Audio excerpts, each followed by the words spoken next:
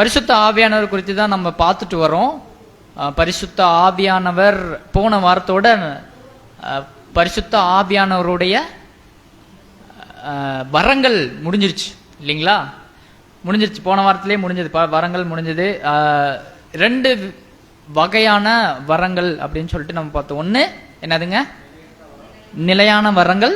இன்னொன்று நிலையற்ற வரங்கள். நிலை இல்லாதது, நிலையானது அப்படின்னு சொல்லி temporary gifts and permanent gifts அப்படின்னு சொல்லிட்டு நம்ம 2 வித்தியாசப்படுத்தி நம்ம 2 விதமாக நம்ம பார்த்தோம். நம்ம அது முடிஞ்சிருச்சு. இன்னைக்கும் நம்ம அந்த பரிசுத்த ஆவியானவரை குறித்தே தான் நம்ம பார்க்க போறோம். இன்றைக்கு ஒரு 2 ஒரு வார்த்தைகளை நம்ம படித்து அதை நம்ம தியானித்து நம்ம முடிக்க போறோம். இந்த பரிசுத்த ஆவியான, இதுவும் பரிசுத்த ஆவியானுடைய செயல்கள் தான் இந்த 2 விசேஷமும். அதாவது இன்றைக்கு நம்ம பார்க்க போறது பரிசுத்த ஆவியானை குறித்ததான ஒரு தவறான புரிதலை இன்னைக்கு நம்ம அதை பார்க்க போறோம். 2 தவறான புரிதல், மிஸ் அண்டர்ஸ்டாண்டிங் பண்ணியிருக்கோம், அதை தவறா நம்ம புரிஞ்சிருக்கோம், தவறா நம்ம அதை அறிஞ்சிருக்கிறோம். அப்போ எது தவறானது, எது வேதத்தின்படி சரியானது அப்படின்னு சொல்லிட்டு நம்ம இன்னைக்கு நம்ம அதை ஸ்டடி பண்ண போறோம். 2 விஷயம்தான். அது என்னது அப்படின்னா ஆல்ரெடி நம்ம பார்த்துருக்கோம், ஆனா இன்னைக்கு நம்ம அதை முழுசா பார்க்க போறோம். முதல் காரியம் என்னதுன்னா பரிசுத்த ஆவியானுடைய நிரப்பப்படுதல். இன்னைக்கு நம்ம அதை பார்த்தோம். இப்போ மெசேஜில் நம்ம பார்த்தோம், செர்மனில், தேவ செய்தியில் நம்ம பார்த்தோம். இன்னைக்கு நம்ம அதை ஸ்டடி பண்ண போறோம். Filling of the holy spirit இங்கிலீஷில் நம்ம சொல்லலாம். பரிசுத்த ஆவியானுடைய நிரப்பப்படுதல், பரிசுத்த ஆவியனால நிரம்புறது.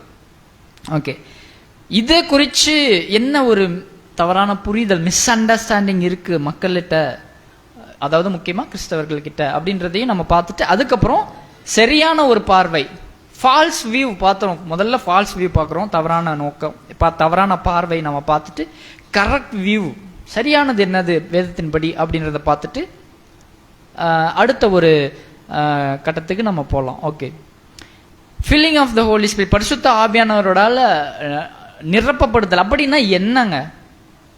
அப்படின்னா என்ன, அதுக்கு என்ன அர்த்தம்? காலையிலே நம்ம கேட்டோம். பரிசுத்த ஆவியானவரால் நிரம்புறது அப்படி என்றால் கண்ட்ரோல் படுத்துறது. என்னதுங்க? கண்ட்ரோல் படுத்தப்படுறது. தமிழ்ல நம்ம அதை எப்படி சொல்லலாம்? முன்னைய சம்பந்தம் நம்ம ஆல்ரெடி சொல்லியிருக்கோம், கட்டுப்படுத்துறது. பரிசுத்த ஆவியானவர் நம்மளை கட்டுப்படுத்துறாரு, கண்ட்ரோல் பண்றாரு. அதுதான் பரிசுத்த ஆவியானவரால நிரப்பப்படுதல் என்று சொல்லி நம்ம பார்க்கிறோம். இந்த கட்டுப்பாடு நம்ம சொல்றோம் பார்த்தீங்களா? அதாவது வேதத்துல நம்ம பார்க்கும்போது எந்த வார்த்தையை பயன்படுத்தப்பட்டிருக்குன்னா, எபேசியர்ல நம்ம வாசிக்கிறோம் 5வது அதிகாரத்துல பரிசுத்த ஆவியானவரால நீங்கள் நிறைந்து காணப்படுங்க அப்படின்னு நம்ம வேதத்துல நம்ம பார்க்கிறோம். இந்த நிறைவுன்னு இருக்கு பார்த்தீங்களா? இந்த வார்த்தையே நமக்கு கொஞ்சம் புரியறதுக்கு கஷ்டமா இருக்கும். என்ன நிரம்புறதுலாம் என்ன? ஏன்னா இந்த வார்த்தை என்ன கொண்டு வருது அப்படின்னா, ஏதோ ஒரு காலி டப்பா இருக்கு, அந்த காலி டப்பால நம்ம என்ன பண்றோம்? ஏதோ ஒன்று தண்ணியை ஊற்றி நிரப்புறோம். அதுதான் நிரப்புறது. ஏன்னா அந்த வார்த்தை அந்த அர்த்தத்தை தான் கொடுக்குது. நிரப்புறது அப்படி என்றால் நம்ம காலியா ஏதோ ஒன்று இருக்குது, கர்த்தர் அதை ஊற்றி நிரப்புறாரு. அதுதான் அந்த வார்த்தை அந்த மாதிரி ஒரு அர்த்தத்தை கொண்டு போய் முடியுது. அதனால இந்த வார்த்தையை கூட கொஞ்சம் தவறான புரிதலுக்கு இது கொண்டு போய் விடுறது. அதனால இந்த வார்த்தைக்கு ஏற்றாற் போல மற்றொரு வார்த்தை நம்ம பயன்படுத்தி அதனுடைய அர்த்தத்தை நம்ம புரிஞ்சுக்கணும். அப்படின்னா நிரப்பப்படுதல் அப்படின்ற வார்த்தைக்கு பதிலாக கட்டுப்படுத்தல் அப்படின்ற வார்த்தை தான் பொருத்தமானது. கரெக்டான ஒரு வேர்டு, கரெக்டான ஒரு சொல்லு என்னது அப்படின்னா கட்டுப்படுத்தல். இப்ப அந்த வார்த்தையை பயன்படுத்தி அந்த வசனத்தை நம்ம படிச்சோம்னா எப்படி வரும்? பரிசுத்த ஆவியானவரால கட்டுப்படுத்தப்பட்டு இதெல்லாம் செய்வீங்க அப்படின்னு சொல்லிட்டு எபேசியர் 5வது அதிகாரத்துல வரும். சரி, இதுதான் கட்டுப்படுத்தல்.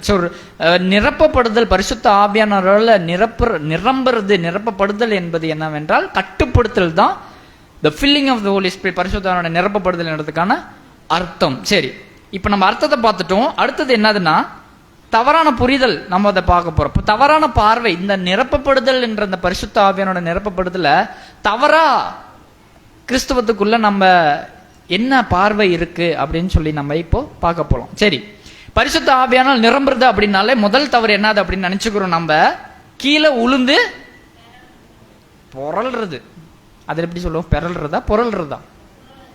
2 பேரும் சொல்லலாம். ஓகே, ஆமா. பெறல்றது இப்படி, பொறல்றது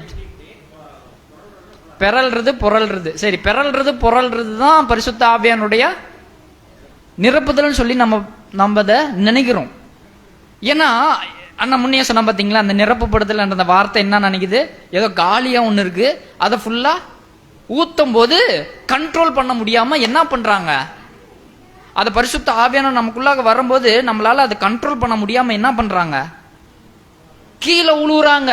அவங்களால தாக்கி பிடிக்க முடியல. அதனால என்ன பண்றாங்க, இவங்க கீழே உளுந்து பெறல்றாங்க. அந்த பெறலும் போது இன்னொருத்தவங்க கூட இருக்கிறவங்க என்ன பண்றாங்க, பெண்களா இருந்தா பெட்ஷீட்டை தூக்கிட்டு நிற்பாங்க, அதை போத்துறது மறைக்கிறதுக்கு. ஆண்களா இருந்தா பின்னாடி நிற்பாங்க. எதுக்கு, மண்டையில் அடிபட்டுற வேணாம் அப்படின்னு சொல்லிட்டு. இப்படிதான் பொருள். இதுதான் filling of the holy spirit, பரிசுத்த ஆவியானுடைய நிரப்பப்படுதல் அப்படின்னு சொல்லிட்டு தவறான ஒரு பார்வை இருக்கு. அந்த மாதிரி ஒருத்தவங்க கீழே உளுந்து புறகும் பொழுது நம்ம ஜனங்க என்ன நினைக்கிறாங்க அப்படின்னா, பரிசுத்த ஆவியானவரால இவங்க நிரப்பப்பட்டார்கள். இவங்க நிரப்பப்பட்டதுனால இவங்களால தாங்க முடியாம, பரிசுத்த ஆவியானவர்கள் இவங்களுக்குள்ளாக வர முடியாம என்ன பண்ணிட்டாங்கன்னா கீழே உளுந்துடுறாங்க. இன்னைக்கு இன்னொரு கேள்வியும் இருக்கு, கீழே உளுந்தா மட்டும் தாங்கிட்டாங்களா? நிற்கும் போது அவங்களால தாங்க முடியாம கீழே உழுகுறாங்க, கீழே உளுந்து பரவலும் போது தாங்கிட்டாங்களா? உண்மையா சொல்ல போனா பரிசுத்த ஆவியானவர் உண்மையாவே நமக்குள்ளாக வந்துட்டாங்கன்னா, அதாவது ஒரு பரிசுத்த ஆவியானவர் நம்ம ரட்சிக்கப்படும் போது நமக்குள்ளாக வராரு, ஆனா உண்மையாகவே முழு மகிமையா நமக்குள்ளாக வரும்பொழுது நம்மளால தாங்க முடியாது, பீஸா ஆயிரும் தேவன் நமக்குள்ளாக வந்தா. ஆனால் பரிசுத்த ஆவியானவர் நம்ம வரும்போது கீழே விழுந்து புரள்வது பரிசுத்த ஆவியானுடைய நிரப்பப்படுதல் கிடையாது. முதல் பாயிண்ட் இது நம்ம தவறா புரிஞ்சிருக்கிறது. ரெண்டாவதா தவறா புரிஞ்சுக்கிறது என்னன்னா, இது சொன்னது பார்த்தீங்களா, இதுவும் இப்ப சொல்றதும் சேர்ந்து வர்றது. அதாவது இவங்க தாங்க முடியாம கையை தட்டி என்ன பண்றது, கையை தட்டி வேகமா கையை தட்டி அந்நிய பாஷையில பேசுறது. ஃபர்ஸ்ட் ஸ்டெப்பு கையை தட்டுறது, ரெண்டாவது ஸ்டெப்பு அந்நிய பாஷையில பேசுறது, மூணாவது ஸ்டெப்பு கீழே உழுவுறது. ஸ்டெப் பை ஸ்டெப்பா இது நடக்கும். ஸோ இது அந்நிய பாஷை பேசும்போது கையை தடும் பொழுது, நான் இதுவரைக்கும் நான் பார்த்தது அந்நிய பாஷை பேசக்கூடியவங்க எல்லாரும் கையை தட்டாம பேசுறதா சரித்திரமே இல்லை. கரெக்டுங்களா? சரியா நான் சொன்னது? அந்நிய பாஷை பேசுறத பார்த்துருக்கீங்களா? பேசுறவங்களை பார்த்துருக்கீங்களா? அவங்க கையை தட்டாம அந்நிய பாஷை பேசியிருக்கிறாங்களா? ஏன் ரெண்டுமே சேர்ந்து நடக்குது? ஏன் ரெண்டுமே சேர்ந்து நடக்குது? கையை தட்டாம அந்நிய பாஷை பேச முடியாதா? ஏன் கையை தட்டுறோம்? ஏன் கையை தட்டுறாங்க? அப்போ இது ரெண்டுமே ஒன்னா நடக்குது. அப்போ நீங்க நம்ம நிதானமா நம்ம யோசிக்க வேண்டியது இந்த இடத்துல இருக்கு. கையை தட்டி அந்நிய பாஷை பேசுறாங்க, அந்நிய பாஷை பேசுறதுக்கு அப்புறம் தான் உழுவுறாங்க. இப்போ நம்ம அந்நிய பாஷை பேசும் பொழுது நம்ம பார்க்கும் பொழுது என்ன நினைக்கிறோம், இவங்க பரிசுத்த ஆவியானவரால நிரப்பப்பட்டாங்க, அதனாலதான் இவங்க கையை தட்டி அந்நிய பாஷையில பேசுறாங்க அப்படின்னு சொல்லிட்டு நம்ம நினைக்கிறோம். இதுவும் ஒரு தவறான ஒரு பார்வை. அந்நிய பாஷை பேசுறதுன்னா இவங்க பரிசுத்த ஆவியானவரால் நிரம்பிட்டாங்கன்னு அர்த்தம் கிடையாது. அப்போ கவனிங்க, இப்போ இது ஒருவேளை உண்மை என்றால், பரிசுத்த ஆவியானவரால் நிரப்பப்படும் பொழுது நம்ம அந்நிய பாஷை பேசணும் அப்படி என்றால், 1 கொரிந்தியர் 12வது அதிகாரத்துல நம்ம படிச்சோம். ஆனால் அந்நிய பாஷை பேசும்போது, அந்நிய பாஷை குறித்து நம்ம பார்க்கும்போது நம்ம பார்த்தோம் இல்லைங்களா, என்ன எல்லோருக்கும் குணமாக்குற வரம் கொடுக்கப்பட்டிருக்கிறதா? இல்ல. எல்லாரும் அற்புதம் செய்யக்கூடியவர்களா? இல்லை. எல்லாரும் அந்நிய பாஷை பேசக்கூடியவர்களா? இல்லை. வசனமே பவுல் தெளிவா சொல்றாரு, எல்லாருமே அந்நிய பாஷை பேசுறது அந்த வரம் கொடுக்கப்படல. சோ இப்படி இருக்க எல்லாருக்குமே இப்ப இந்த அந்நிய பாஷை வரம் கொடுக்கப்படல. அப்படி இருக்கும் பொழுது ஒருவர் வந்து அந்நிய பாஷை பேசினாதான் பரிசுத்த ஆவியானவரால் நிரப்பப்பட்டார்கள் என்று சொல்லும் பொழுது, இப்ப இங்க இதையும் இணைங்க. எல்லாருக்கும் பரிசுத்த அந்நிய பாஷையினுடைய கிஃப்ட் கொடுக்கப்படல. ரெண்டாவது என்னது? அந்நிய பாஷை பேசினாதான் பரிசுத்த ஆவியானவரால நிரப்பப்பட்டாங்கன்னு சொல்றோம்னு நினைக்கிறோம். இப்ப இது ரெண்டையும் ஜாயின் பண்ணி யோசிக்கும் பொழுது, அப்போ அந்நிய பாஷை பேச முடியாத அந்த வரம் கொடுக்கப்படாத ஜனங்கள் பரிசுத்த ஆவியானவரால நிரப்பப்படவில்லையா? நான் சொல்றது உங்களுக்கு புரியுதுங்களா? நான் சொல்றது உங்களுக்கு புரியுதா? எல்லாருக்கும் கொடுக்கப்படல. அப்ப கொடுக்கப்படாதவங்க பரிசுத்த ஆவியானவரால நிரப்பப்படலையா? அப்ப இந்த இடத்துல கொஞ்சம் கேள்வி வருது. அப்ப இதுவும் வேதத்தின் அடிப்படையில் இதுவும் தவறு. மூன்றாவதா ஒண்ணு நம்ம நினைக்கிறோம், என்னதுன்னா பரிசுத்த ஆவியானவரால நாம் நிரப்பப்படும் பொழுது புதிய வெளிப்பாட்டை சொல்றது. மூணாவதா இது ஒரு தவறான ஒரு பார்வை இருக்கு. என்னன்னா பரிசுத்த ஆவியானவரை நம்ம பரிசுத்த ஆவியானவரால நம்ம நிரப்பப்படும் பொழுது புதிய வெளிப்பாடு, அதாவது இந்த 66 புத்தகங்கள் இல்லாம புதுசா கர்த்தர் என்கிட்ட வந்து ஒன்னு வெளிப்படுத்தி இருக்காரு, அதை நான் உங்ககிட்ட சொல்றேன் அப்படின்னு சொல்லிட்டு புதுசா வெளிப்படுத்துறது புதிய வெளிப்பாடு, நியூ ரெவலேஷன் சொல்றது, புதுசா வெளிப்படுத்துறது. இன்னைக்கு நிறைய பேர் இந்த மாதிரி இருக்காங்க. என்னது புதிய வெளிப்பாடுன்னு சொல்லி, நேற்று ராத்திரி நான் தூங்கி கொண்டிருந்தேன், கர்த்தர் எனக்கு தூக்கத்துல கனவுல வந்து என்ன பண்ணாரு, புதுசா வெளிப்படுத்தினார். என்ன வெளிப்படுத்தினாருன்னு கேட்டோம்னா அது இந்த வேதத்துக்கு புறம்பா இருக்கும், முரண்பாடா இருக்கும். புரியுதுங்களா நான் என்ன சொல்றேன்னு? கர்த்தர் வெளிப்படுத்துறாரு. அப்ப இந்த கர்த்தர் வெளிப்படுத்தினது ஆல்ரெடி வெளிப்படுத்தப்பட்ட இந்த வார்த்தைகளுக்கு முரணா இருக்கும், கான்ட்ராடிக்டா இருக்கும். அப்ப அந்த கர்த்தர் யார்? நேத்து உங்க கனவுல பேசின கர்த்தர் யார்? இந்த கர்த்தர் யார்?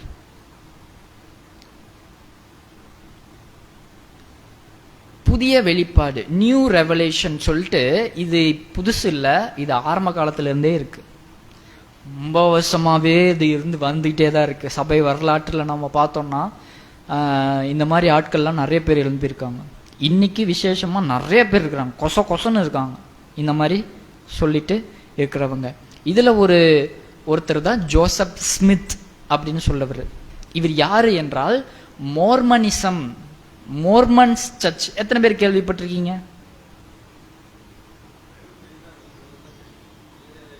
இல்ல, இது சாதாரணமா கேள்விப்படுறதுன்னு. நம்ம எல்லாரும் வெளியில தான் நம்ம இருக்கோம், வெளியில நம்ம போறோம், இந்த இடத்துல நம்ம கேள்விப்பட்டிருக்கீங்களா? அந்த மாதிரி டிவியில நீங்க பார்த்துருக்கிறீங்களா? இல்லை ஃபேஸ்புக்கில் நம்ம யூஸ் பண்ணுறோம், யூடியூப்ஸில் நம்ம பார்க்குறோம். இந்த மாதிரி ஒரு எழுத்துக்கள் இருந்து ஏதோ ஒன்று வந்திருக்கோம் நாங்களே, அதை பார்த்து கேள்விப்பட்டிருக்கீங்களா அந்த வார்த்தை மோர்மன்ஸ்? சரி, ஓகே. ஜெகோவா விட்னஸ் கேள்விப்பட்டிருக்கலாம். அதை நம்ம கேள்விப்பட்டிருக்கோம். இது போலவே தான் அவர்களும் மோர்மன்ஸ், மோர்மனிசம் என்று சொல்லக்கூடியவர்கள். இவங்களுடைய இந்த அமைப்பு, இதை வந்து உண்டாக்கினவங்க, இந்த ஃபவுண்டர் தான் இந்த ஜோசப் ஸ்மித். கவனிங்க, இவர் என்ன பண்ணாரு கவனிங்க. இந்த மோர்மனிசம் அல்லது லேட்டர் டேஸ் ஆஃப் செயின்ட்ஸ் அப்படின்னு சொல்லுவாங்க. இவர்கள் இதனுடைய ஸ்தாபகர் வந்து, ஃபவுண்டர் வந்து இந்த ஜோசப் ஸ்மித். இவர் என்ன பண்ணாரு, கர்த்தர், அதாவது தேவன் வந்து ஒரு தூதன் வடிவில் இவர் வந்து நேரடியா வந்து இவர்கிட்ட பேசினதாகவும், இவர்கிட்ட வந்து நிறைய புதுசா எப்படி பவுலுக்கு வெளிப்படுத்தினாரோ, எப்படி பேதுருக்கு வெளிப்படுத்தினாரோ, எப்படி யோவானுக்கு வெளிப்படுத்தினாரோ, ஏசாயாவுக்கு, எரேமியாவுக்கு வெளிப்படுத்தினாரோ, அது போல இவருக்கும் வெளிப்படுத்தினார் என்று சொல்லி இவர் என்ன பண்ணாரு, புதுசா எழுத ஆரம்பிச்சார். எப்படி பவுல் எழுதினார் இல்லைங்களா? கர்த்தர் எனக்கு வெளிப்படுத்தினு சொல்லி எழுதினாரா? எபேசியருக்கு எழுதின நிருபம், எபிரேயர் எழுதின நிருபம் எல்லாம் எழுதினார்ல. அதே போலதான் இவருக்கும் கர்த்தர் எனக்கு, கடவுள் வந்து எனக்கு வெளிப்படுத்தினார்னு சொல்லி நான் எழுதணும் அப்படின்னு சொல்லிட்டு இவர் தனியாவே எழுதினார். இன்னைக்கு அவங்க கிட்ட நீங்க போய் பார்த்தீங்கன்னா 66 புத்தகங்கள் தாண்டி இன்னொன்னு கூட இருக்கும். அது யாருன்னா அது அந்த ஜோசப் ஸ்மித் என்ற அந்த ஒரு நபர் கிட்ட கர்த்தர் வெளிப்படுத்தின அந்த வெளிப்பாட்டை அவங்க கையில் வச்சிருப்பாங்க. அதுவும் கர்த்தருடைய வார்த்தை என்று சொல்லக்கூடியவங்க அது. ஸோ இந்த மாதிரி தான் இவங்க இந்த மோர்மனிசம் அப்படின்ற ஒரு அமைப்பு, இந்த மாதிரி ஒரு ஆர்கனைசேஷன் ஒரு இருக்கு, அது ஒன்று இருக்கு. எப்படி ஜெகோவா விட்னஸ் இருக்கோ அது போல தான் மோர்மனிசம் இன்னைக்கும் இருக்கிறது. ஆனா இதுல வந்து இவரை பொறுத்த வரைக்கும், இப்ப இந்த ஜோசப் ஸ்மித்தை பொறுத்த வரைக்கும் அவர்கிட்ட ஒரு உண்மையை நம்ம பார்க்க முடியும். என்னன்னா, கர்த்தர் வெளிப்படுத்தினாரு, ஆனா அதை வேற என்ன பண்ணாரு? எழுதினார். இதுல உண்மையா இருந்தார். அதுவும் அவர் புதுசா வெளிப்படுத்தினாருன்னு சொல்லி எழுதுனது தவறுதான். ஆனா அதுல ஒரு உண்மையா இருந்தாரு. என்ன என்ன உண்மை? எனக்கு கர்த்தர் உண்மையா எனக்கு வெளிப்படுத்தினாருன்னு சொல்லிட்டு இவருக்கு என்ன பண்ண, சும்மா இருக்காம வீடு வீடா போய் சொல்லிட்டு இருக்காம இவர் என்ன பண்ணாரு? எழுதியிருக்காரு. இதுல அவரை பாராட்டணும். உண்மையா இருக்காரு. அதுல உண்மையா இருந்திருக்கிறாரு. இன்னைக்கு கர்த்தர் உங்களுக்கு புதுசா வெளிப்படுத்தினாருன்னா இந்த ஜோசப் ஸ்மித் மாதிரி நீங்க என்ன பண்ணணும்? வெளிப்படுத்தணும். வெளிப்பாடு கர்த்தர் உங்களுக்கு வெளிப்படுத்துறாரு இல்லையா, அது எங்களுக்கு கொடுக்கணும். கர்த்தர் உங்களை கொண்டு வெளிப்படுத்திருக்கிறாரு, அது எங்களுக்கு தெரியணும் அல்லவா? அந்த சித்தத்தை எங்களுக்கும் தெரியும் இல்லையா? பவுல் வெளிப்படுத்தினார் இல்லைங்களா, எழுதினார் இல்லைங்களா, அது போல எங்களுக்கும் எழுதணும். அதை குறித்து நம்ம கர்த்தருடைய வார்த்தை நம்ம படித்து தியானிப்போம் இல்லையா? ஸோ இதை நாம இந்த எக்ஸ்ட்ரா ரெவலேஷன் வெளிப்படுத்தப்பட்டதுக்கும் மீறி நம்ம யோசிக்கும் போது நம்ம என்ன நினைக்கிறோம்? பரிசுத்த ஆவியானவரால நிரப்பப்பட்டு இவங்க பேசுறாங்க அப்படின்னு சொல்லிட்டு நாம நினைக்கிறோம். வசனம் என்ன சொல்றது கவனிங்க. எபேசியர் 5வது அதிகாரம் 17வது வசனம் டக்குன்னு எடுத்து வாசிப்போம். எபேசியர் 5:17.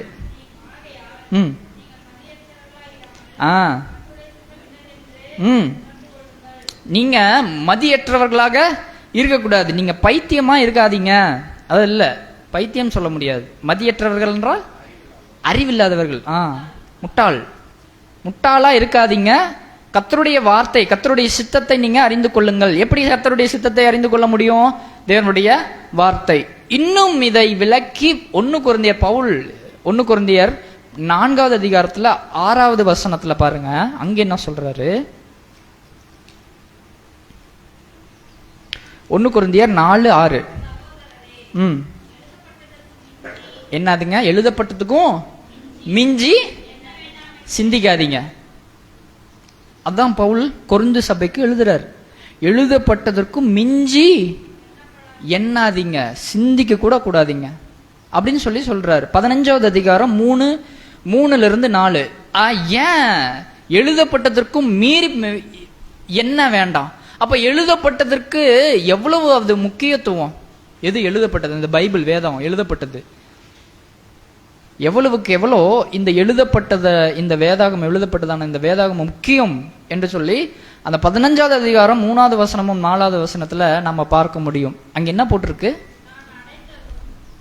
1 கொரிந்தியர் 15:3-4.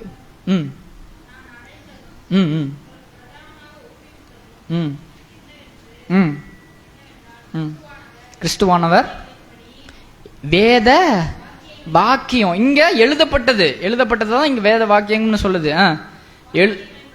நமது பாவங்களுக்காக மரித்து மறுபடியும் வேத வாக்கியம் எழுதப்பட்டது.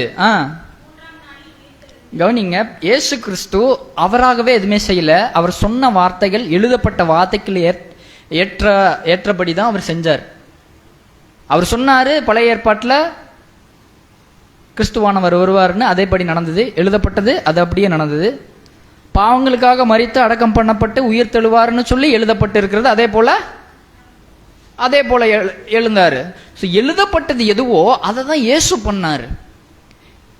அப்ப எழுதப்பட்டது எவ்வளவு முக்கியம் என்று சொல்லி இந்த இடத்துல பார்க்க முடியும். இயேசுவே எழுதப்பட்டதுக்கு தான் அவரு தன்னை ஒப்பு கொடுத்திருக்கிறார். அவருடைய வாழ்க்கை எழுதப்பட்டதுக்கு ஏற்ற மாதிரி தான் இருந்தது.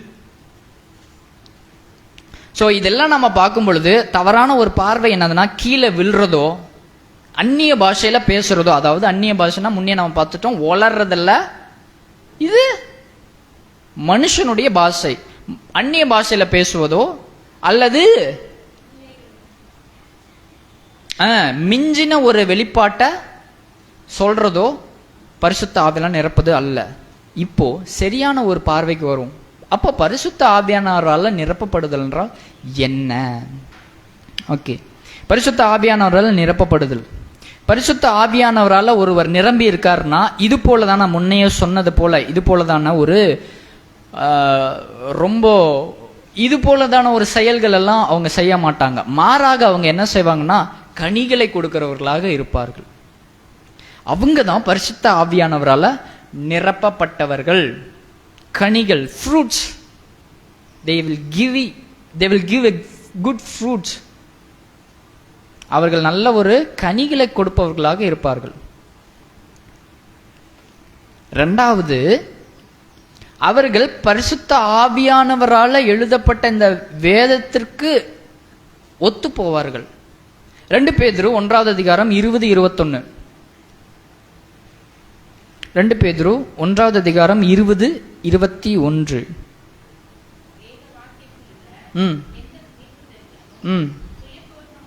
சுயமா எதுவுமே எழுதாம தீர்க்க தரிசனமானது மனுஷனுடைய சித்தத்தினால் அல்லாமல் பரிசுத்த ஆவியானவரால ஏவப்பட்டு எழுதப்பட்டது. ஒருவர் பரிசுத்த ஆவியானவரால நிரப்பப்பட்டு வழிநடத்தப்படுகிறார் என்றால் பரிசுத்த ஆவியானவரால எழுதப்பட்ட இந்த வார்த்தைக்கு ஏற்ற பிரகாரமாக அவருடைய வாழ்க்கை இருக்கும். காரணம், இந்த வார்த்தை பரிசுத்த ஆவியானவரால எழுதப்பட்டது. ஸோ ஒரு மனுஷன் பரிசுத்த ஆவியால நிரம்புறது அப்படி என்றால், நிரம்புறது என்னவென்றால் நல்ல ஒரு கனிகளை கொடுப்பான். ரெண்டாவது, கர்த்தருடைய வார்த்தைக்கு ஏற்றார் பிரகாரமாக அவனுடைய வாழ்வு இருக்கும். மூன்றாவது, இந்த filling of the holy spirit, பரிசுத்த ஆவியானோட நிரப்பப்படுதல் என்ன என்றால், சரியான பார்வை என்ன என்றால், நாம அதாவது பரிசுத்த ஆவியானவர் நம்மள அதிகமா நிரப்புறது கிடையாது. நான் கவனிங்க, பரிசுத்த ஆவியானவர் நிரப்புறது என்றால் ஏதோ பரிசுத்த ஆவியானவர் நம்மள நிரப்புறது கிடையாது.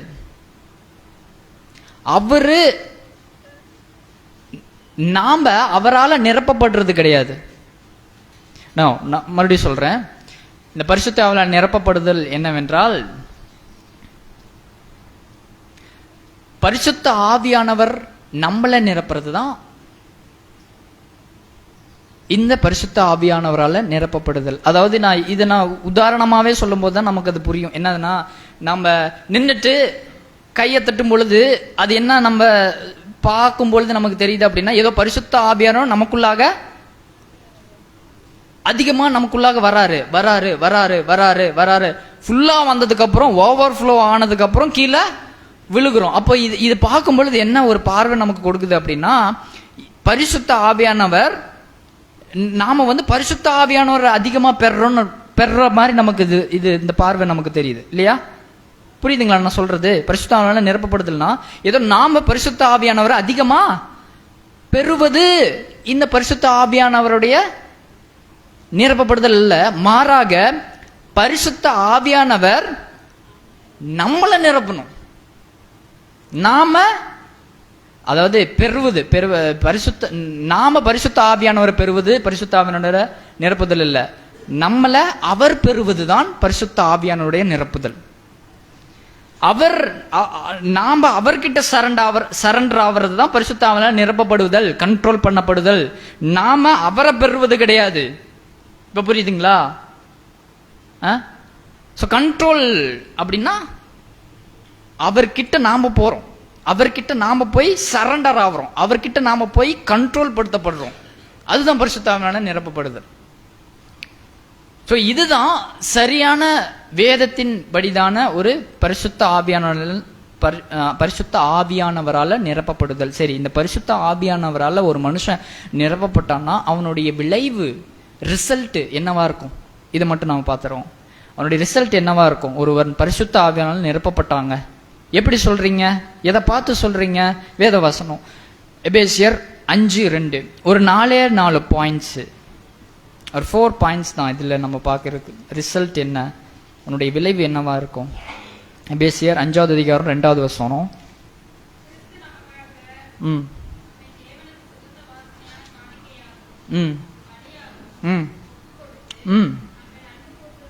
நீங்களும் அன்பிலே நடந்து கொள்ளுங்கள். முதல் பாயிண்ட் என்ன? ஒரு மனுஷன் பரிசுத்த ஆவியானவரால நிரப்பப்பட்டான்னா அவன் அன்பில நடப்பான், அன்பிலே நடந்து கொள்ளுவான் முதல்ல. ரெண்டாவது என்ன? 3வது வசனத்திலிருந்து 8வது வசனம் வரைக்கும் நான் படிக்கிறேன், கவனிங்க. மேலும் பரிசுத்தவான்களுக்கு ஏற்றபடி வேசித்தனமும் மற்றெந்த அசுத்தமும் பொருளாசையும் ஆகிய இவைகளின் பேர் முதலாய் உங்களுக்குள்ளே சொல்லப்படவும் கூடாது. அப்படியே வம்பும் புத்தீனமான பேச்சும் பரியாசமும் தகாதவைகள் ஸ்தோத்திரம் செய்தலே தரும்.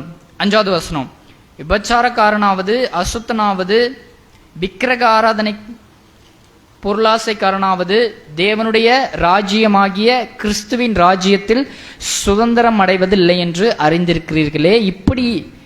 இப்படிப்பட்டவைகளின் நிமித்தமாக கீழ்ப்படியாமேன் பிள்ளைகள் மேல் தேவ கோபாக்கினை வருவதால் ஒருவனும் உங்களை வீண் வார்த்தைகளினாலே மோசம் போகாதபடி எச்சரிக்கையாய் இருங்கள்.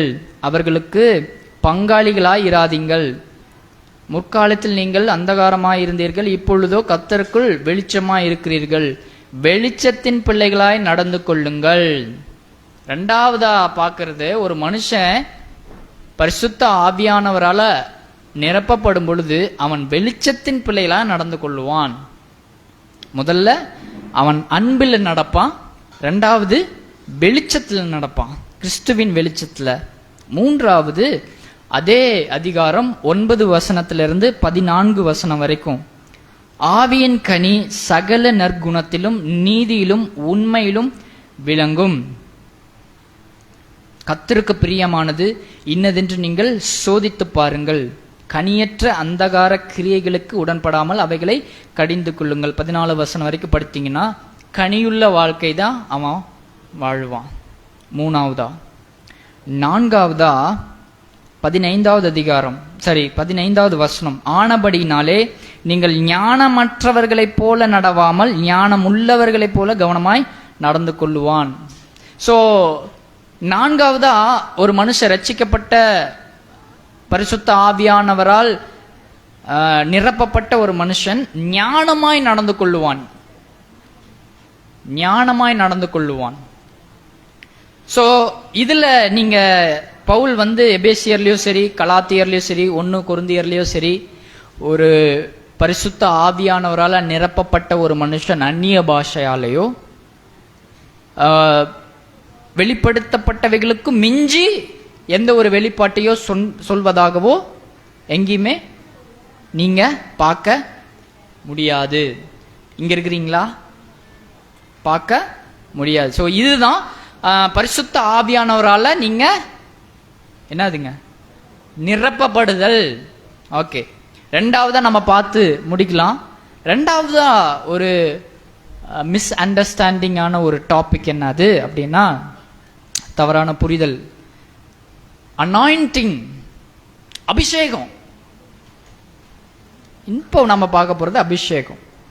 அபிஷேகத்தை குறித்து நம்ம தவறான புரிதல் நமக்கு அநேக பேர் கிட்ட இன்னமும் இருக்கு. அபிஷேகம் என்றால் என்ன? இன்னைக்கு எனக்கு தெரிஞ்சு அந்த அபிஷேகம் என்ற அந்த வார்த்தை எல்லாத்துக்கும் பயன்படுத்துறாங்க. அபிஷேக சீடி இருக்கு இல்லைங்களா? அபிஷேக சீடி இருக்குங்களா? அபிஷேக சீடி இருக்கு, அபிஷேக டிவி இருக்கு, அபிஷேக சாங்ஸ் பாடல்கள் இருக்கு, அபிஷேக ஆராதனைகள் இருக்கு, அபிஷேக தேவ நபர்கள் இருக்கிறாங்க.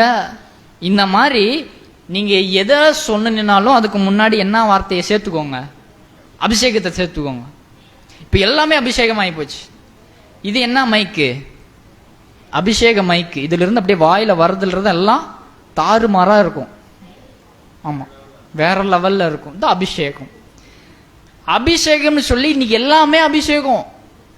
எதை சொன்னாலும் அபிஷேகம், அபிஷேக பாடல் இதெல்லாம் வந்துருச்சு. இந்த மாதிரி நம்ம சொல்றதுனால உண்மையான அர்த்தமும் நாம மறந்துட்டோம். இது எல்லாத்தையும் சொல்றதுனால உண்மையான அர்த்தத்தையே நம்ம மறந்துட்டோம். இதையே நம்ம நம்பிட்டு இருக்கோம். இந்த அபிஷேகம் என்றால் இவர்களை பொறுத்த வரைக்கும், இந்த ஜனங்களை பொறுத்த வரைக்கும் என்ன அப்படின்னா ஸ்பெஷல் பிரசன்ஸ். கர்த்தருடைய விசேஷித்த ஒரு பிரசன்னம் இருக்கு அந்த இடத்துல. விசேஷித்த ஒரு பிரசன்னம், பிரசன்ஸ் அந்த இடத்துல இருக்கு. அதுதான் அபிஷேகம். அதாவது ஒரு பாடல் நான் இன்னைக்கு பாடி உங்களுக்கு நான் வெளியிடுறேன், ரிலீஸ் பண்றேன் அப்படின்னா அந்த பாட்டுல கவனிங்க, அந்த பாட்டுல நான் பாடுற பாட்டுல ஸ்பெஷலா கர்த்தருடைய பிரசன்னம் இருக்கு. என்னதுங்க? கர்த்தருடைய பிரசன்னம் ஸ்பெஷலா என்னுடைய பாடல்கள்ல இருக்கு. இப்போ நான் ஒரு டிவி டெலிகாஸ்ட் பண்றேன் அப்படின்னா, ஒரு டிவி நான் ஓன் பண்ணி நான் டெலிகாஸ்ட் பண்ணும்போது என்னுடைய டிவியில் போடுற எல்லா நிகழ்ச்சியும் என்னவா இருக்கு? ஸ்பெஷலா தேவனுடைய பிரசன்னம் இருக்கு. அதெல்லாம் அது அனாயிண்டிங் டிவி. இந்த மாதிரி எல்லாமே இருக்கு. இப்படி நான் இல்லாததை சொல்லலை, இருக்கிறத நான் சொல்றேன், உங்களுக்கு தெரியும். ஸோ இப்படிதான் இருக்கு. அப்போ உண்மையான அனாயிண்டிங்னா என்ன? அப்போ உண்மையான அபிஷேகம் என்றால் என்ன? வேதத்தை பொறுத்த வரைக்கும் இந்த அபிஷேகம் என்று சொல்லி எதை சொல்லுகிறார்கள்? நான் கவனிங்க, இந்த அபிஷேகமும் நான் முன்னையே சொன்னது போல பரிசுத்த ஆவியானவருடைய நிரப்பப்படுதலும் ரெண்டுமே கவனிங்க, ரெண்டுமே குழப்பிக்கிறாங்க. கவனிங்க, இங்க கவனிங்க, பரிசுத்த ஆவியானவருடைய நிரப்பப்படுதலும் இந்த அபிஷேகமும் ரெண்டும் ஒண்ணுதான். கீழே விழுந்தா அபிஷேகம், கீழே உழுகுலின்னா அபிஷேகம் இல்லை. கீழே விழுந்தா பரிசுத்த ஆவியானவர் அவங்களுக்குள்ள அதிகமா செயல்படுறாங்க. கீழே விழுகலைன்னா ஒண்ணுமே இல்லை, பரிசுத்தாவே உங்ககிட்ட இல்லப்பா அப்படின்றோம். ஸோ இந்த மாதிரி தான் இந்த அனாயிண்டிங்கையும் அதோட சேர்த்து நம்ம குழப்பிக்கிறோம். வேதத்தை பொறுத்த வரைக்கும் இந்த அனாயிண்டிங் என்ற இந்த வார்த்தைக்கு உண்டான அர்த்தம் என்னன்னா பிரித்தெடுத்தல்.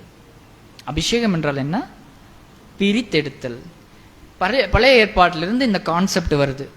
கவனிங்க, பழைய ஏற்பாட்டிலிருந்தே இந்த கான்செப்ட் வருது. என்ன பிரித்தெடுத்தல்? பழைய ஏற்பாட்டில் யாரெல்லாம் ஜனங்களை பிரித்தெடுத்திருக்காங்க? தாவீது ராஜாவாக கர்த்தர் பிரித்தெடுத்திருக்கிறார் இல்லைங்களா? எழுதிட்டே நீங்க இங்க கவனிங்க, எழுதிட்டே நீங்க கவனிங்க. நான் கேட்கும்போது நீங்க பதில் சொல்லுங்க. அப்போதான் எனக்கும் உற்சாகமா இருக்கும் இல்லையா? நீங்க பதில் சொல்லும் போது உங்ககிட்ட அது உங்ககிட்ட நான் சொல்றது நீங்க உங்ககிட்ட உள்ள போயிட்டு இருக்கு அப்படின்னு அர்த்தம் இல்லை. நீங்க ஏதோ யோசிச்சுட்டு இருக்கீங்கன்னா எப்போ விட போறான், எப்போ சமைக்க போகலான்ற மாதிரி இருக்கிற மாதிரி எனக்கு தோணுது. அதனால நீங்க இங்க இருக்கிறீங்களா அப்படின்னு சொல்லும்போது எனக்கு எப்படி தெரியும்னா, நீங்க பதில் சொல்றதெல்லாம் நீங்க இங்க இருக்கிறீங்க அப்படின்னு எனக்கு தெரியும். பழைய ஏற்பாட்டில் தாவீது ராஜாவாக அபிஷேகம் பண்ணப்பட்டார், அதாவது பிரித்தெடுத்திருக்கிறாங்க. ராஜாவா தாவீது வர்றதுக்கு முன்னாடி அவர் என்னவா இருந்தாரு? என்னதுங்க? ஆடு மேய்க்கிறவரா இருந்தாரு. எல்லா மனுஷர்கள் மத்தியிலும் அவர் இருந்தார். இப்போ எப்படி எல்லா மனுஷங்களும் எப்படியோ அதே போலதான் இவரும். விசேஷமான ஒரு பொறுப்பு அவங்களுக்கு இல்ல, தாவீதுக்கு கொடுக்கப்படல. இப்போ பிரித்தெடுக்கிறார் கர்த்தர் சாமுவேலை கொண்டு. என்னவா? ராஜாவா. இப்போ ராஜாவா பிரித்தெடுத்துக்கு அப்புறம் இப்ப அவரு ஒரு பொறுப்பு கொடுக்கப்பட்டது. இப்ப சாதாரண மக்களை தாண்டி ஒரு பொறுப்பு இருக்கு, விசேஷமா ஸ்பெஷலா ஒரு ஜாப் கர்த்தர் கொடுக்கிறார். இதுதான் பிரித்தெடுத்தல், இதுதான் அபிஷேகம். இதை வெளியரங்கமாக பழைய ஏற்பாட்டில் எண்ணெயை ஊற்றி அபிஷேகம் பண்ணாங்க. எண்ணெயை ஊத்தும் பொழுது பரிசுத்த ஆவியானவர் இவரை தனியா ஒரு வேலைக்காக பிரித்தெடுத்திருக்கிறாரு அப்படின்னு சொல்லி ஜனங்க தெரியணுன்றதுக்காக ஆயில் ஊத்தி எண்ணெயை ஊற்றி அவர்கள் அபிஷேகம் பண்ணுவாங்க. அதாவது பிரித்தெடுத்திருக்கிறாரு அப்படின்னு சொல்லி சொல்வதற்கு, அது வெளியில காட்டுவதற்கு. இப்போ எப்படி நம்ம ஞான ஸ்நானம் எடுக்கிறோம் இல்ல, நான் ரட்சிக்கப்பட்டவன் அப்படின்னு சொல்லிட்டு நான் ஞான ஸ்நானம் எடுக்கிறேன். அது போலதான் அந்த எண்ணெய் ஊற்றி அபிஷேகம் பண்ணப்படுவது. அதே போலதான் தீர்க்கதரிசி. இப்ப தீர்க்கதரிசி ஊழியத்திற்கு வர்றதுக்கு முன்னாடி அவரு எல்லா மனுஷர்களிடத்திலையும் அவர் இருந்தவர். இப்போ திடீர்னு அவருக்கு ஒரு விசேஷமான ஒரு பொறுப்பு கொடுக்கப்பட்டிருக்குது, அது தீர்க்க தரிசன ஊழியம். இப்போ இதை என்ன சொல்லுவோம்? நம்ம பிரித்தெடுத்திருக்கிறாரு. இதை நம்ம மற்றொரு வார்த்தையில சொல்லும் பொழுது அபிஷேகம் பண்ணப்பட்டிருக்கிறாரு. பிரித்தெடுக்கிறது தான் அபிஷேகம் பண்ணப்பட்டிருக்காரு. இப்ப பழைய ஏற்பாட்டுல இருந்து இப்ப புதிய ஏற்பாட்டுக்கு வருவோம். புதிய ஏற்பாட்டுல நம்ம எல்லாருமே அபிஷேகம் பண்ணப்பட்டவர்களா இல்லையா? பழைய ஏற்பாட்டுல ராஜாவா பிரித்தெடுத்தாரு, சரி. தீர்க்கதரிசியா பிரித்தெடுத்தாரு, ஓகே. இப்போ நாம ராஜாவும் இல்ல, தீர்க்கதரிசியும் இல்ல, பிரித்தெடுக்கப்பட்டிருக்கோமா இல்லையா? என்னவா பிரித்தெடுக்கப்பட்டிருக்கோம்? உலகத்து மனுஷனிடத்து இன்றைக்கு நாம கர்த்தருடைய பிள்ளையா பிரித்தெடுக்கப்பட்டிருக்கோம். அப்போ நம்ம அபிஷேகம் பண்ணப்பட்டிருக்கோமா இல்லையா? அபிஷேகம் பண்ணப்பட்டிருக்கோம். 1 யோவான் 2வது அதிகாரம் 27வது வசனம். 1 யோவான் 2:27. 1 யோவான் 1:27. நீங்கள் அவராலே பெற்ற அபிஷேகம் நிலைத்திருக்குதுங்க. நீங்க அதெல்லாம் இழக்க மாட்டீங்க, இழக்க முடியாதுங்க. 1:27. 1 யோவான் 2:27. 1 யோவான் 2:27. நீங்க கர்த்தரால பெற்ற அபிஷேகம் நிலைத்திருக்குது, உங்களுக்குள்ள அது நிலைச்சிருக்கு. ஒரு போதகரோ வேற யாரோ அபிஷேகத்தை இழந்துராதீங்க அப்படின்னு சொன்னா அது இந்த வசனத்துக்கு முரண்பாடு, கான்ட்ராடிக்டா சொல்றாங்க. வேதத்துல சொல்லுது நிலைச்சிருக்குன்னு, ஆனா இந்த போதகர் சொல்றாரு இழந்துராத அப்படின்னு. புரியல என்ன? பாட்டு கூட இருக்கு. ஸோ இந்த மாதிரி அது நம்ம தப்பா புரிஞ்சிருக்கோம். அதனாலதான் நம்ம அந்த மாதிரி ஒரு வார்த்தையை நம்ம அதை சொல்றோம். பழைய ஏற்பாட்டில் இந்த அபிஷேகத்தை வேலை சம்பந்தப்பட்டு இந்த வார்த்தையை பயன்படுத்தப்பட்டிருக்கு. அதாவது தீர்க்கதரிசி அப்படின்றது ஒரு வேலை, ராஜா என்பது ஒரு வேலை. ஸோ இந்த வேலை வேலைக்கு சம்பந்தப்படுத்தி இந்த அபிஷேகம் என்று சொல்லி இந்த வார்த்தை பழைய ஏற்பாட்டில் பயன்படுத்தப்பட்டிருக்கு. புதிய ஏற்பாட்டில் வரும்பொழுது இந்த அபிஷேகத்தை எதை ஒட்டி பயன்படுத்தப்பட்டிருக்குன்னா நம்மளுடைய ரட்சிப்பை சேர்த்து பயன்படுத்தப்பட்டிருக்கு. இந்த வசனத்தை அதே அதிகாரத்தில் 19வது வசனம் பாருங்க, நான் படிக்கிறேன். அந்த வசனத்தை நல்லா கவனிங்க. அவர்கள் நம்மை விட்டு பிரிந்து போனார்கள், ஓகே, ஆகிலும் அவர்கள் நம்முடையவர்கள் இல்லை. நல்லா புரிஞ்சுக்கணும். அந்த வசனத்தை நல்லா கவனிங்க. அந்த இடத்துல வசனத்தில் சொல்லப்படுற அந்த விளக்கத்தை நீங்க அந்த உள் வாங்கி அந்த வசனத்தினுடைய அர்த்தத்தை நீங்க படிக்கும்போது உங்களுக்கு தெரியும். அவர்கள் நம்மை விட்டு பிரிந்து போனார்கள், ஆனாலும் அவர்கள் நம்முடையவர்களாய் இருக்கவில்லை. இன்னைக்கு நம்ம சர்ச்சுக்கு நம்ம ஆரம்பத்துல இருந்து நிறைய ஜனங்க வந்திருப்பாங்க, நிறைய பேர் வந்துட்டு இருந்தாங்க, நிறைய சாட்சி சொன்னாங்க, கர்த்தர் ரட்சிக்கப்பட்டிருந்தன்னு முன்னாடி சொன்னாங்க. ஆனா இன்னைக்கு அவங்கெல்லாம் இல்ல, விட்டு போயிட்டாங்க. அதான் வசனம் சொல்லுதுங்க, அவர்கள் நம்மை விட்டு பிரிந்து போனார்கள், ஆகிலும் அவர்கள் நம்முடையவராய் இருக்கவில்லை. காரணம் ஏன் விட்டு போனாங்க அப்படின்னா அவங்க ஆரம்பத்திலேயே சரியா ரட்சிக்கப்படல. அதான் வசனம் சொல்லுது, நம்முடையவர்களாய் இருக்கவில்லை. அவங்க இல்லை, அதனால போயிட்டாங்க. அவன் ரட்சிக்கப்படல, அதனால போயிட்டாங்க. ரட்சிக்கப்பட்டிருந்தா இருந்திருப்பாங்க. அதுதான் தொடர்ந்து அந்த வசனத்தை படிப்போம். நம்முடையவர்களாய் இருந்தார்களானால் நம்முடனே நிலைத்திருப்பாங்களே. இன்னைக்கு விசுவாசி ஒரு முன்னத்தை நம்ம பார்த்த விசுவாசி இன்னைக்கு இல்லை அப்படின்னா, எல்லாம் போயிட்டாங்க அப்படின்னா அவங்க ரட்சிக்கப்படலன்னு அர்த்தம். அதனால போயிட்டாங்க. ஒருவேளை இப்போ நிலைத்து இருக்கிறவங்க ரட்சிக்கப்பட்டிருக்கிறவங்க, அதனால நிலைத்து இருக்கிறவங்க எல்லாரும் நம்முடையவர்களா இல்லவென்று வெளியாகும்படிக்கே பிரிந்து போனார்கள். அதான் வசனம் தெளிவா சொல்லுது பாருங்க, எல்லாரும் நம்முடையவர்கள் அல்லவென்று வெளியாகும்படிக்கே பிரிந்து போனார்கள். அப்படின்னா என்ன? எல்லாரும் ஒண்ணு கிடையாது அப்படின்னு சொல்வதற்காகவே வெளிப்படுத்தவே அவங்க பிரிஞ்சு போனாங்க அப்படின்னு சொல்லி வசனம் சொல்லுது. இது ரட்சிப்பு. 19வது வசனம் இப்ப படிச்சு பாத்தீங்களா? இது ரட்சிப்புக்கு ஏத்த மாதிரி. நம்ம ரட்சிக்கப்பட்டவங்க, உண்மையா ரட்சிக்கப்பட்டவங்க நிலைத்திருப்பாங்க. ரட்சிக்கப்படாதவர்கள் விட்டுட்டு போயிடுவாங்க. 19வது வசனம் ரட்சிப்போடு சம்பந்தப்பட்டு பேசுது. அது அப்படியே தொடர்ந்து வாசிங்களே. 20வது வசனம், நீங்கள் பரிசுத்தராலே அபிஷேகம் பெற்று சகலத்தையும் அறிந்திருக்கிறீர்கள். 19வது வசனத்துல ரட்சிக்கப்பட்டதை பத்தி பேசுது, ரட்சிக்கப்படுறத பத்தி பேசுது. ஒருவன் ரட்சிக்கப்பட்டா அவன் நிலைத்திருப்பான். அடுத்த வசனமே அபிஷேகம் வருது. புரியுதுங்களா? அபிஷேகம் வருது. மேல ரட்சிப்பு, அடுத்த வசனம் அபிஷேகம். இப்போ இந்த அபிஷேகம் எதை சம்பந்தப்பட்டு பேசப்படுகிறது? ரட்சிப்பை குறித்து இந்த அபிஷேகம் பேசப்படுது. நான் புரியுதுங்களா நான் சொல்றது? கண்டினியூஸா அப்படி படிச்சுட்டு வாங்க. எதை சொல்லிட்டு வருதுன்றத பாருங்க. 19வது வசனத்துல இருந்து அப்படியே வரிசையா படிச்சுட்டு வரும் பொழுது 19வது வசனம் ரட்சிப்பை பத்தி பேசுது, அடுத்த வசனமே அபிஷேகம் என்ற வார்த்தை வருது. தொடர் இப்ப அந்த 19வது வசனத்தையும் 20வது வசனத்தையும் லிங்க் பண்ணுங்க. அந்த அபிஷேகம் என்ற வார்த்தை 19வது வசனத்தோட சேர்ந்து வருது. அப்படின்னா என்ன அர்த்தம்? ரட்சிப்புக்கு ஏத்த மாதிரி அபிஷேகம்ன்றது. நான் உங்களுக்கு புரியுதா இல்லைங்களா? புரியலையா? புரியுதுங்களா புரியலைங்களா?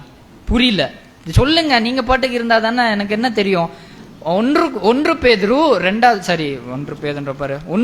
1 யோவான் 2வது அதிகாரம் 19வது வசனத்துல கவனிங்க. அந்த 19வது வசனத்துல படிச்சோன்னா நிதானமா படிங்க, ஒரு அவசரமும் இல்ல. நம்மை விட்டு பிரிந்து போனார்கள், ஆகிலும் அவர்கள் நம்முடையவர்களாய் இருக்கவில்லை. நம்முடையவர்களாய் இருந்தார்களானால் நம்முடையவர்களாய் இருப்பார்கள். ரட்சிக்கப்பட்டவன் நம்மோடு இருப்பாங்க. ரட்சிக்கப்படாதவங்க என்ன பண்ணுவாங்க? போயிடுவாங்க. உண்மையா நம்ம புள்ள நம்ம கூட இருக்கும். இப்போ உங்களுக்கு புரியும் நினைக்கிறேன். இப்போ நம்ம கூட இருக்கும். உண்மை இல்லாத பிள்ளை போயிடும். ஒருவேளை போயிட்டு உண்மையா இருந்தான்னா திரும்பியும் அதுதான் நம்ம இயேசு சொல்றாரு. என்ன சொல்றாரு? ஒரு உவமையில சொல்லுவார். ஒரு மனுஷன் தொலை தூரத்துக்கு பட்டணத்துல போய் பண்ணிக்கிட்ட சாப்பாடு எல்லாமே பண்ணிட்டு அவன் மனுஷன் அதுக்கப்புறம் அவனுக்கு உணர்வு வந்ததுக்கு அப்புறம் திரும்பி வரான். பார்த்தீங்களா? அந்த மாதிரி ஒருவேளை ஜனங்கள் வெளியில போயிருந்தாலும் அவங்க உண்மையா ரட்சிக்கப்பட்டிருந்தாலும் திரும்பி வருவாங்க. ஆனால் திரும்பி வரல அப்படி என்றால் அவங்க ரட்சிக்கப்படலைன்னு அர்த்தம். சோ அந்த 19வது வசனத்துல இங்க கவனிங்க. இந்த 19வது வசனத்துல ரட்சிப்பு பத்தி பேசுது. ரட்சிப்பு பத்தி பேசிட்டு 20வது வசனத்துக்கு அடுத்த வசனமே அபிஷேகம் என்ற வார்த்தை வருது. வெளியாகும்படிக்கே பிரிந்து போனார்கள். 20வது வசனம், நீங்கள் பரிசுத்தராலே அபிஷேகம் பெற்று சகலத்தையும் அறிந்திருக்கிறீர்கள். யோவான் அவங்கள பத்தி சொல்றாரு. அப்படி சொல்ற அவங்க விட்டு போயிட்டாங்க, அவங்க ரட்சிக்கப்படல, அவங்க உண்மையா இருந்திருந்தாங்கன்னா இன்னார இருந்திருப்பாங்க அப்படின்னு சொல்லிட்டு விட்டுட்டு போனவர்களை சொல்றாங்க. அதாவது ரட்சிக்கப்படாதவங்களை சொல்றாரு. அவங்கள சொல்லிட்டு 20வது வசனத்துல ஆனா நீங்க அப்படின்னு சொல்லிட்டு விசுவாசிகளை பார்த்து சொல்றாரு, ரட்சிக்கப்பட்டவங்களை பார்த்து சொல்றாரு. என்ன சொல்றாரு? நீங்கள் பரிசுத்தராலே அபிஷேகம் பண்ணப்பட்டிருக்கிறீங்க. அப்ப நீங்க அங்க ரட்சிக்கப்படாதவங்க, இங்க ரட்சிக்கப்பட்டவங்க. இது எதை பத்தி? இந்த அபிஷேகம் என்ற வார்த்தை எதை லிங்க் பண்ணுது? ரட்சிப்பு. நீங்க ரட்சிக்கப்பட்டிருந்தீங்கன்னா உங்களுக்குள்ளாக அபிஷேகம் இருக்குது. அதான் அதை தொடர்ந்து தான் எழுதிட்டு வராரு. 27வது வசனம், நீங்கள் அவராலே பெற்ற அபிஷேகம் உங்களுக்குள்ள நிலைச்சு இருக்கு. இப்ப புரியுதுங்களா? நீங்க ரட்சிக்கப்பட்டிருந்தீங்கன்னா உங்களுக்குள்ள என்ன இருக்கு? அதாவது ஒண்ணு இல்ல, பிரித்தெடுக்கப்பட்டிருக்கோம். நம்ம இயேசுனுடைய பிள்ளைகள், உலகத்தினுடைய பிள்ளைகள், இப்ப இயேசுனுடைய பிள்ளைகளாக அபிஷேகம் பண்ணப்பட்டிருக்கோம். இதுதான் இந்த வேதத்துல இந்த ரட்சிப்புக்கு ஏற்ற பிரகாரமாக இந்த அபிஷேகம் சொல்லப்பட்டிருக்கிறது. நீங்க ரட்சிக்கப்பட்டிருந்தீங்கன்னா உங்களுக்குள்ளாக அபிஷேகம் இருக்கு. உண்மையா ரட்சிக்கப்பட்டிருந்தீங்கன்னா, ஒருவேளை ஜனங்க இந்த வசனத்தில் சொன்ன மாதிரி போயிட்டாங்கன்னா அவங்க ரட்சிக்கப்படலன்னு அர்த்தம். அவங்களுக்குள்ளாக அபிஷேகம் இந்த மாதிரி வசனங்கள் தான் வரும். இப்ப சவுல் அபிஷேகத்தை இழந்துட்டாருன்னு நம்ம படிப்போம். சவுல் அபிஷேகத்தை இழந்துட்டார். இந்த மாதிரி வசனத்துல வரும்போது டக்குன்னு உடனே நம்ம என்ன சொல்லிடுவோம்? அப்போ நீங்க அபிஷேகத்தை இழந்துடாதீங்க, சவுல் இழந்துட்டாரு, நீங்களும் இழந்துடாதீங்க. இந்த மாதிரி சீக்கிரமா நம்ம ஒரு முடிவுக்கு வர்றதுனாலதான் இந்த அபிஷேகம்ன்றதான பிரச்சனை வருது. அபிஷேகம்னா என்ன அர்த்தம்? பிரித்தெடுத்தல். ஓகே, பழைய ஏற்பாட்டுல வேலை சம்பந்தப்பட்ட ரீதியில அந்த அபிஷேகம் என்ற அந்த வார்த்தை பயன்படுத்தப்பட்டிருக்கு. பவுல் என்னவா அபிஷேகம் பண்ணப்பட்டாரு? ராஜாவா அபிஷேகம் பண்ணப்பட்டாரு. பவுலுக்கு அப்புறம் யாரு வந்தா? சவுல். ஆமா, சவுல் அபிஷேகம் பண்ணப்பட்டார் ராஜாவா. சவுல் அதுக்கப்புறம் என்னவா? அதுக்கப்புறம் வந்தவர் யாரு? தாவீது வந்தாருங்களா? இப்ப அடுத்த ராஜா வராரு. இப்ப இவர் என்ன ஆச்சு? சவுல் இப்ப ராஜாவா இருந்து இப்போ அவள் முடிஞ்சிருச்சு, அவருடைய வேலை இல்ல, இப்ப அவருடைய ராஜா இல்லப்போ. இப்ப அவருக்கு என்னதான் அர்த்தம்? அபிஷேகத்தை இழந்துட்டாருன்னு அர்த்தம். எப்படி இழந்துட்டாரு? வேலை நிமித்தம். இப்ப அவர் ராஜா இல்ல. எதுக்காக வேலை பிரித்தெடுக்கப்பட்டாரோ இப்ப அவர் இல்ல. அந்த ரீதியில் அவர் என்ன பண்ணிட்டாரு? இழந்துட்டார். ரட்சிப்பின் ரீதியில ஒரு மனுஷன் அபிஷேகத்தை இழந்த போக முடியாது. இப்ப புரியுதுங்களா? இழந்த முடியாது. இப்ப பழைய ஏற்பாட்டிலையும் புதிய ஏற்பாட்டையும் நீங்க கம்பேர் பண்ணி சேர்த்து நம்ம பார்த்தோம்னா என்னது? ஆமா ஆமா, இவங்க எல்லாருமே கர்த்தரால் அபிஷேகம் பண்ணப்பட்டவர்கள் தான். நம்மளுடைய தலைவர்கள், நம்மளுடைய முதலமைச்சர், நம்மளுடைய ஜனாதிபதி எல்லாருமே கர்த்தரால் அபிஷேகம் பண்ணப்பட்டவர் தான். எப்படி நேபுகாத்நேச்சார் ரட்சிக்கப்பட்டவரா? இல்ல. ஆனாலும் கர்த்தர் அவரை அபிஷேகம் பண்ணப்பட்ட ராஜா. எதுக்கு? என்ன அபிஷேகம்? இந்த இடத்துல என்ன மீனிங், என்ன அர்த்தம்? வேலை. என்னவா கர்த்தர் பிரித்தெடுத்திருக்கிறார் அவரை. அத இப்போ நமக்கு பரிசுத்த ஆவியானவர் நம்மளை பிரித்தெடுத்திருக்கிறார். ராஜாவா இல்ல, தீர்க்கதரிசியாவா இல்ல, ஆனா கர்த்தருடைய பிள்ளையா. இது இந்த வேலை நிரந்தரமா இருக்கும். இது நிரந்தரமான வேலை. கர்த்தருடைய பிள்ளையாவே கர்த்தருடைய வேலை, சுவிசேஷம் சொல்வது, கர்த்தருடைய வார்த்தையை பிரசங்கிப்பது, இது நிரந்தர வேலை. இது கண்டிப்பா நம்ம கூட இருக்கும்.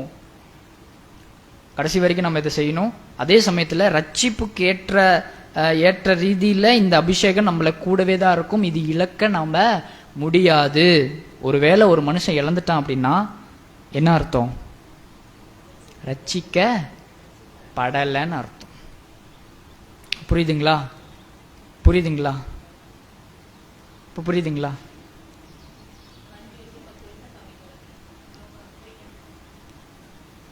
அஞ்சு வருஷம் சபைக்கு வர்றாங்க. அந்த முன்னே சொன்னார் 5 வருஷம்.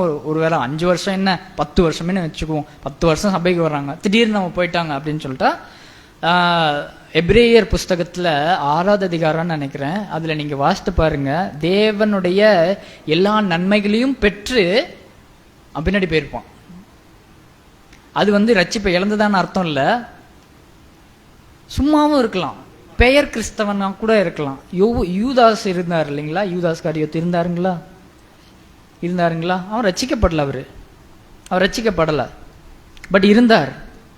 இயேசு கூட இருந்தார். இயேசு செய்த அற்புதங்களையும் இவரும் செய்தார். இயேசு செய்த அற்புதங்களையும் இவரும் பார்த்தாரு. 12 பேரை அனுப்புனார் இல்லைங்களா? போய் சுவிசேஷம் சொல்லுங்க, போய் அற்புதத்தை சொல்லுங்க அப்படின்னு சொல்லி அனுப்புனார் இல்லைங்களா? அதிலும் ஒருத்தர் இவரும் தான் போனார். ஆனா இவர் ரட்சிக்கப்படல. ரட்சிக்கப்படாம எல்லாமே நம்ம செய்ய முடியும். ஒருவேளை ஒரு மனுஷன் ரட்சிக்கப்பட்டிருந்தா அவன் நிலைத்து இருப்பான். உண்மையா ரட்சிக்கப்பட்டதான் நிலைத்திருப்பான். நிலைத்திருக்கும் போது அவனுடைய பெற்ற அபிஷேகமும் நிலைத்து இருக்கும். ஒருவேளை நம்ம சபையிலிருந்து 5 வருஷம் 10 வருஷம் வெளில போயிட்டாங்க அப்படின்னா நமக்கு தெரியாது. உண்மையா ரட்சிக்கப்பட்டிருந்தா திரும்பியும் வரலாம். அவங்களுக்காக நம்ம ஜெபம் பண்ணும் பொழுது திரும்பி வரலாம். உண்மையா ரட்சிக்கப்பட்டிருந்தா அவங்களுடைய ரட்சிப்புக்காக நம்ம ஜெபிக்கும் பொழுது, ஒருவேளை கடைசி வரைக்கும் அவர்கள் வரவில்லை என்றால் ரட்சிக்கப்படவில்லை என்றுதான் அர்த்தம். நம்முடையவர்கள் அல்ல, நாம ரட்சிக்கப்பட்டவர்கள் அல்ல என்று சொல்லி வெளியாகும்படியாக இது இப்படி நடந்தது அப்படின்னு சொல்லி தெளிவா 1 யோவான் அதிகாரத்துல நம்ம பார்க்கிறோம். ஸோ 2 விசேஷத்தை நம்ம 2 காரியத்தை நம்ம பார்த்தோம். ஒன்று பரிசுத்த ஆவியானவரால நிரப்பப்படுதல், இன்னொன்று அபிஷேகம். ஸோ இது 2மே ஏதோ கீழே தட்டி கீழே விழுந்து புரண்டு எந்திரிக்கிறது அபிஷேகமோ கர்த்தர பரிசுத்த ஆவியானவரால நிரப்பப்படுதலோ அல்ல. ஸோ வேதத்திலிருந்து நாம் படிக்கும் பொழுது இதை நாம் புரிந்து தெரிந்து கொள்ள வேண்டும். நம்ம ஜெபிப்போம். கேள்விகள் இருந்தால் நம்ம அப்புறம் கேட்போம்.